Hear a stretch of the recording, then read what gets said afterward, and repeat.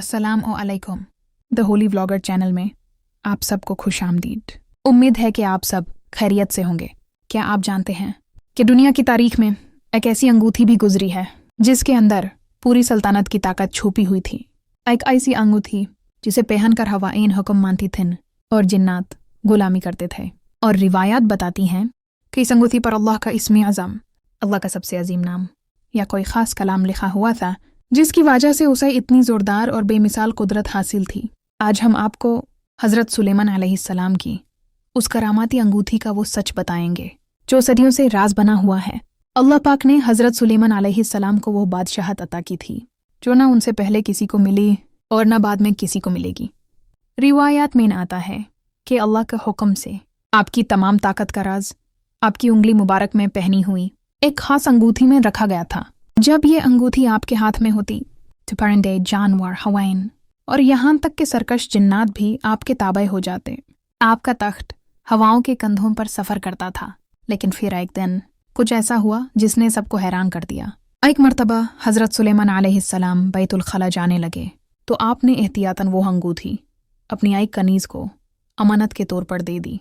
इसी दौरान शैतान ने हज़रत सुलेमान अलैहिस्सलाम का रूप धारा और उस कनीज़ से वो अंगूठी मांग ली। कनीज़ ने समझा कि ये खुद हज़रत सुलेमान हैं और उसने अंगूठी उनके हवाले कर दी। अंगूठी पहनते ही उस शैतान ने सल्तनत पर कब्जा कर लिया और तमाम जिन्नात उसके हुक्म में ना गए। जब असल हज़रत सुलेमान वापस आए तो लोगों ने उन्हें पहचानने से इनकार कर दिया और वो अपनी बादशाहत से महरूम हो गए। मगर यह आजमाइश उनके सब्र और यकीन का इम्तिहान था। यही वो मुश्किल वक्त था जिसके बाद इस आजमाइश की घड़ी में पूरे 40 दिन तक आपने एक आम इंसान की तरह मुश्किल वक्त गुजारा। हज़रत सुलेमान अलैहिस्सलाम ने सब्र किया और अल्लाह की बारगाह में रुजू किया।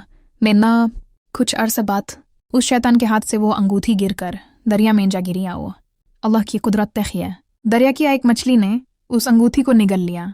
जब हज़रत सुलेमान अलैहिस्सलाम ने वहां से एक मछली पकड़ी और उसका पेट चाक किया तो वही करामाती अंगूठी वहां से बरामद हुई।